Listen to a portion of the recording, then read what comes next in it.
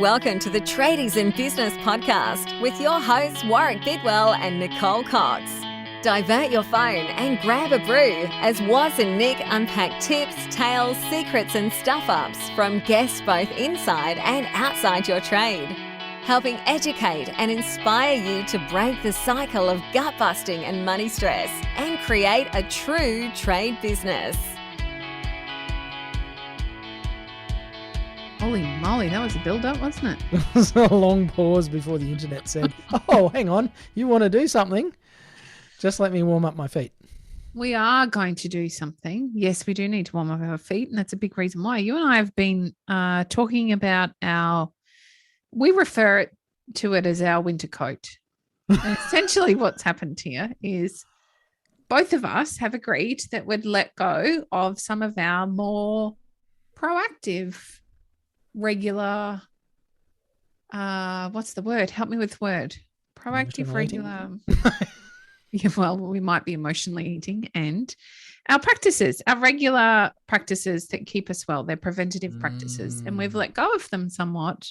We have a little over the last month or two, because we haven't made them a priority. I was going to go into why, and it doesn't actually matter. We just haven't made them a priority. It's as simple as that. So you and I had a little chat, and we decided that we were going to commit to doing a couple of things together over the next 30 days, starting 1st of September. And then we said, you know what? I think it's time to do it with our people as well. And we've been talking about doing this one way or another for 4 years. We've never actually done it. So now we are.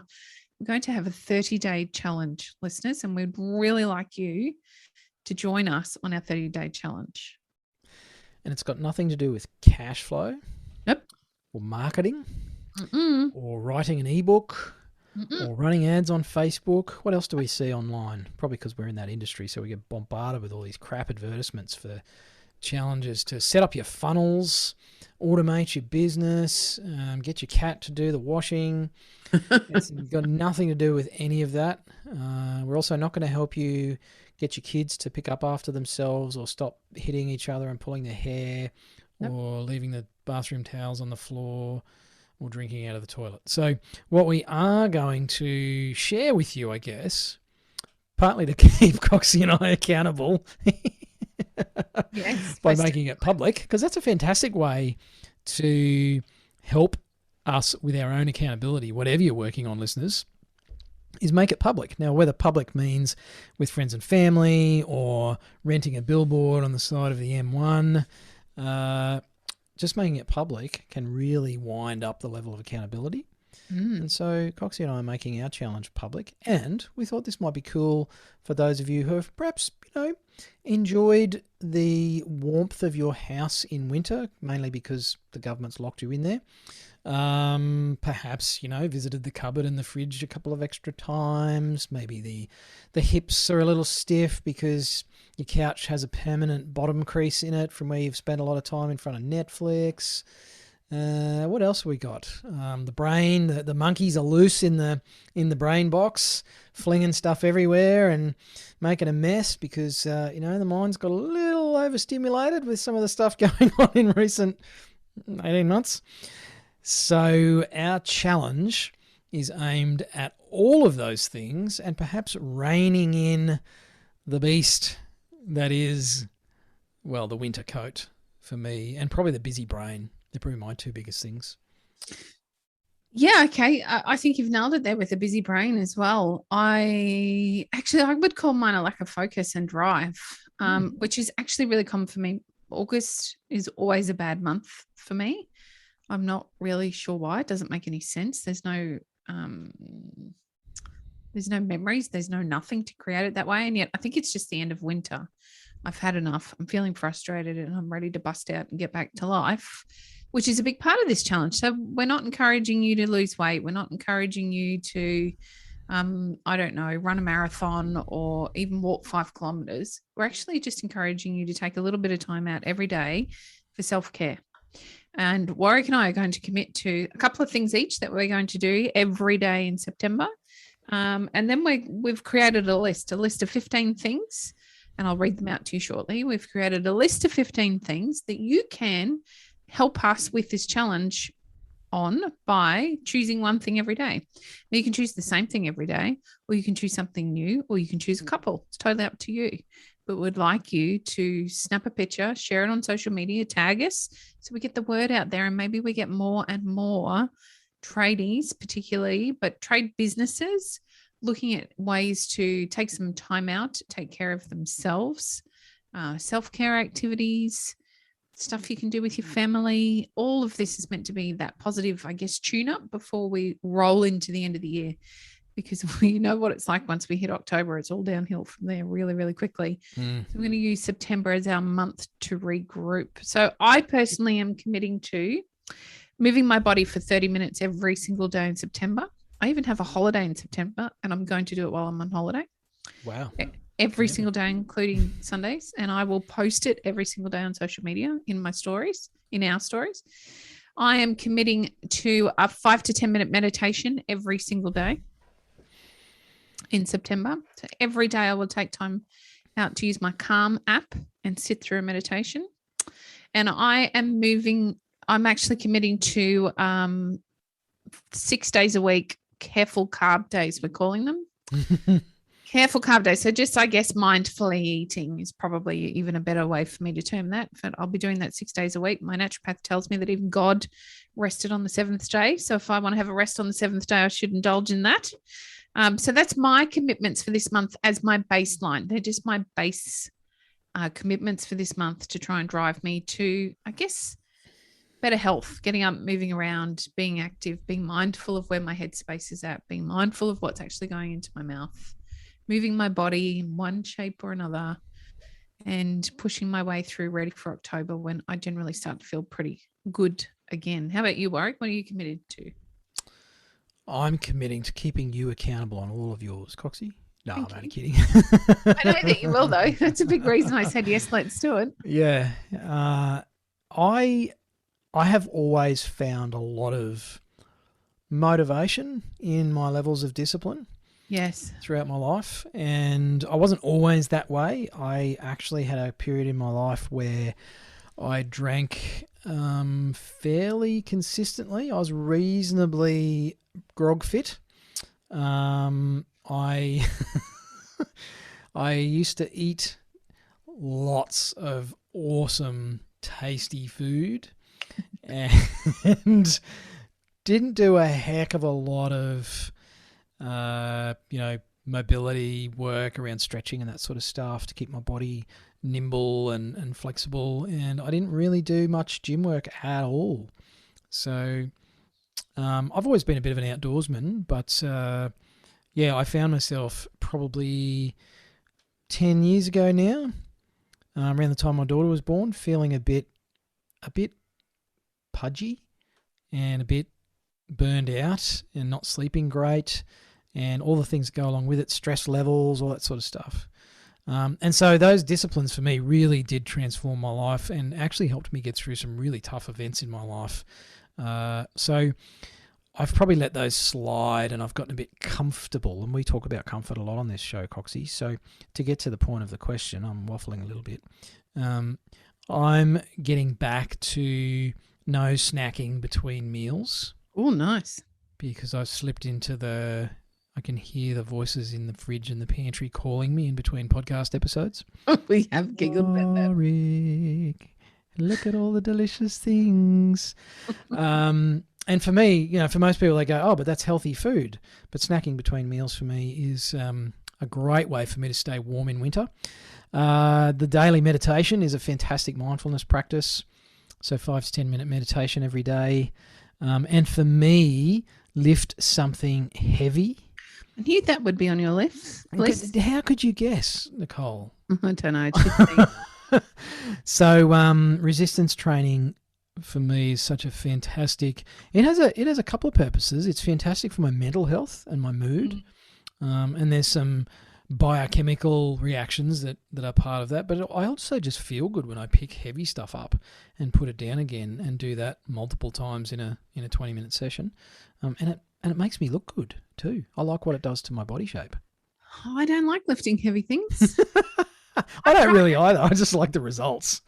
I have tried it. I spent a lot of time going to CrossFit fit. And actually, to be fair, I'm lying. That's not true. What I didn't like about my time in CrossFit, and look, quite frankly, it could have been my box or my coaches or my form, any of those things.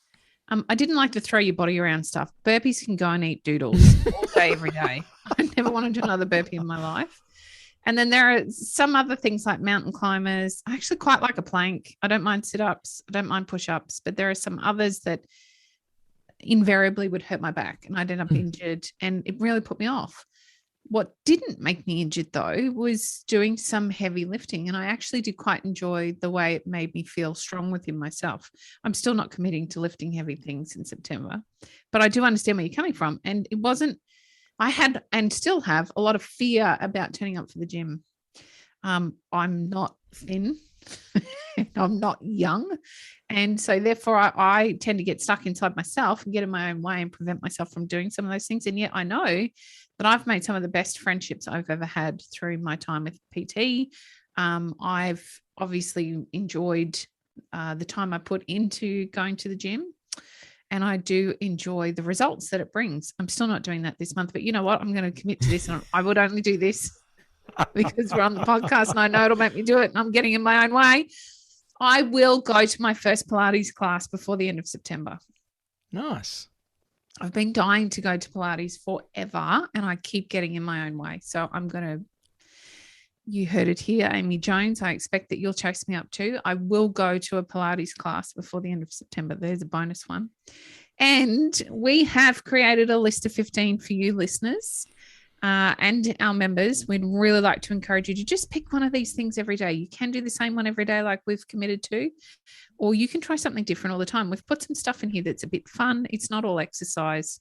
It's not even all headspace. It's just about making some small improvements to keep you moving forward.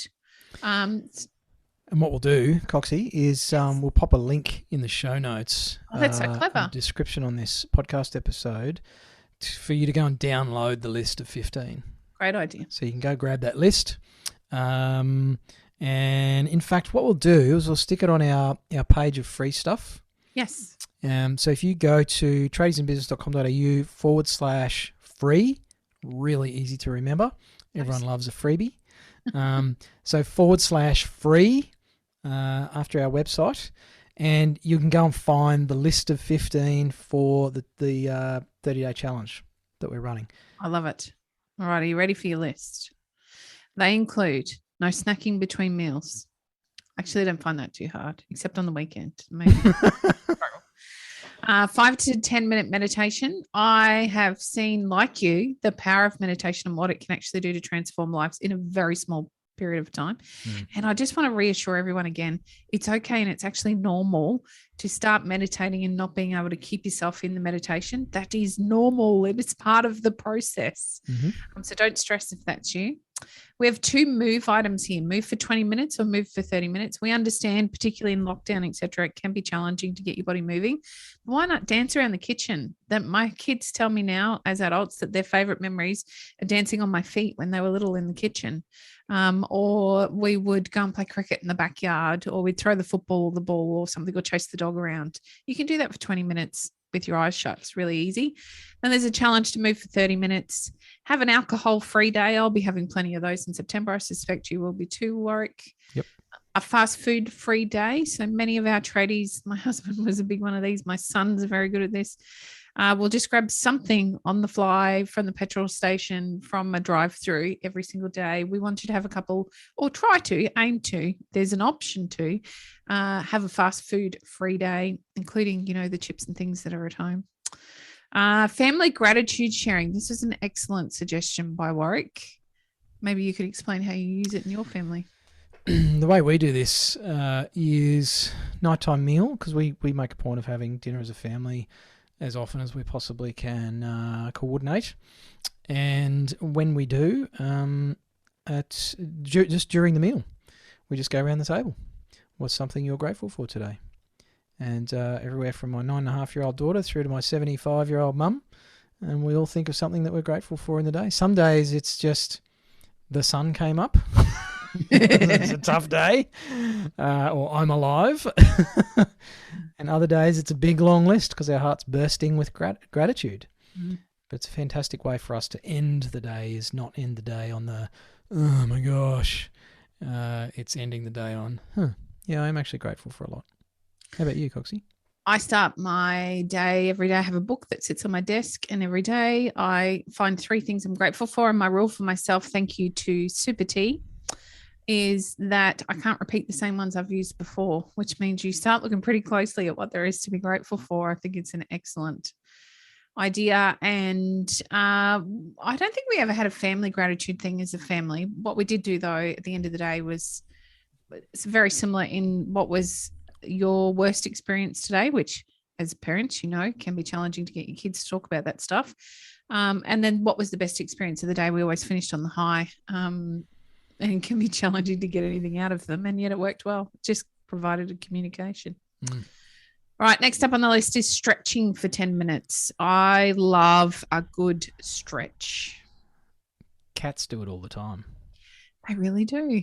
Dogs do it every morning, actually. My dogs do it many times during the day, actually, but they sleep an awful lot. Which is why they stretch a lot, because they lay around and then they get up and they have a stretch. There's even yoga even has a stretch named after dogs, downward facing dog. Yes. Because it's actually a missed part of our body's capacity. And as we tighten up, a lot of us sit a lot of us sit on the couch a lot, in our cars a lot. Even if you have a sit-stand workstation, if you're working in the office, it's still standing or sitting in one position for a long period of time. You lose capacity within your body. So for any of you who are on the tools, and that includes the tradie wives that might be also running mother duties and looking after kids, it's really important to actually maintain that reserve of functional capacity without getting too fancy. Actually, we did an episode on the show, I think, with someone talking about that. Tradies back, with Dr. Dave Johnson, a neurosurgeon, who then went on to operate on my father's back by a strange turn of events. No, it was fortunate to have met. So stretching is really important. Another one that I found a lot of benefit of lately, Coxie, is a social media free day. They're the best. Which is incredibly difficult in our business, given that we live there. But that can be a fantastic one as well. Related to that, screen-free evenings, maybe after 6 p.m. Set a curfew for your screen time. Coxie's mentioned careful carb days, a family game day or family game night. We did that recently on a rainy weekend. Went and splashed out and bought a couple new games, a couple of old classics, and had an absolute ball. I used to hate board games, and it was actually a whole bunch of fun. Did you hate it because you were playing with your brother? I hated it because I was lost. And then I've talked about family meals. We make that a habit because it doesn't happen often based on our family structure here. So for us, it's an important part of when we are together as a family. We don't actually, even though our family, there's 5 of us here at home still, and we still actually don't get to eat meals together. We have recently made a commitment that we'll do it once a fortnight. That sounds terrible. Once a fortnight on a Tuesday night. And that's very much because of the way my kids' schedules have now broken up, and they all work at different times. And my daughter is moving out of home in 2 weeks' time. So she will no longer be here, but is committed to coming back once a fortnight on a Tuesday night for family meal night, so that we at least get to see each other once a fortnight. Oh, dear. It's crazy, isn't it? The other opportunity there is to have a candlelight dinner. Candles play a big part in my life. Not so easy with little kids, I recognize and understand.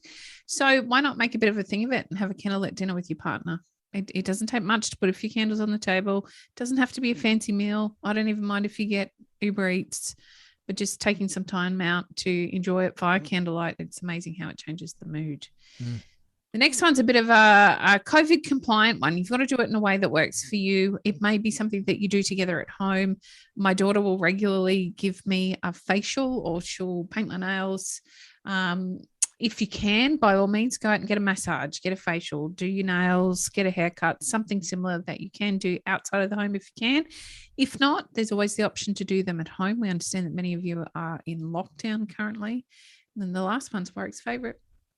lift something heavy. That could be your spouse, it could be your dog, it could be to put the kid's toy box away, but no, it should actually be structured so that you avoid injury, because usually we hurt ourselves doing simple day-to-day stuff. Many people's backs go bending down to pick up a pair of socks or, getting the newspaper off the front lawn, and that's actually a result of a loss of that capacity that I was talking about earlier. Use it or lose it, basically, is the mantra around that. So, and heavy has a different meaning for different people, Coxie. To go back to what we were kind of chatting a little bit facetiously about at the start with weightlifting, what's heavy for me is very different for you, and yet it's a relative measure. So for you, deadlifting a 20 kilo kettlebell is going to give you masses of benefit if you do it well. You're making assumptions about my strength, Warren. 20 kilos is not a lot. Okay, maybe a 12 kilo. Whereas for me, the numbers, because I've been doing it consistently for so long, the numbers need to be much bigger for me to actually get an equivalent benefit. So, just be smart about that. I'm not giving out free fitness training plans or anything. I was a qualified CrossFit trainer for a number of years. And so, we're happy to give some tips to resources and stuff, or point you in the direction of places you can go and check some stuff out if you do want some guidance. So we'd love for you to ask questions around this. Basically hit us up if you're not sure how to get started with meditation. We can give you some tips on that. I think the thing with this whole list, Coxie and I have done all of them. And so we can share our experience just like we do with business. And, getting your bookkeeping sorted and all those other things that we talk about here at the podcast. So give it a go. The only failure is the failure to participate, Coxie. You got it in one word. So have a crack. Have a bit of fun with us for 30 days. It starts on the 1st of September. As I said, if you go to tradiesinbusiness.com.au/free, you can download the checklist, print it out, stick it on your fridge. And we might even put a little tracker on there, Coxie, so people can keep a record of what they've done on what days or something, or turn it into a cool little graphic. And, get involved. Be a part of it. Love it. Looking forward to seeing you use the hashtag TIB30 challenge and share it on social media. Share it on your stories so we can all get involved, and we'll certainly share those stories on. So do it from your business account so we get you a bit of exposure as well. Lots of photos of me with kettlebells. I'm looking forward to those. I'm pretty sure Otis and Shelby are going to turn up every single day. Move for 30 minutes with the paparinos. What do you call them? The dogs. The dogs. The dogs. Righto, listeners. We hope you're having a great day, no matter where you are, what you're doing, and what your circumstances are. Look for something to be grateful for today, and we'll come back at you with another episode real soon. Thanks for listening. Bye-bye. You've been listening to the Tradies in Business podcast with Warwick Bidwell and Nicole Cox. Find out more about today's guest, tools for your trade business, and other cool stuff at tradiesinbusiness.com.au.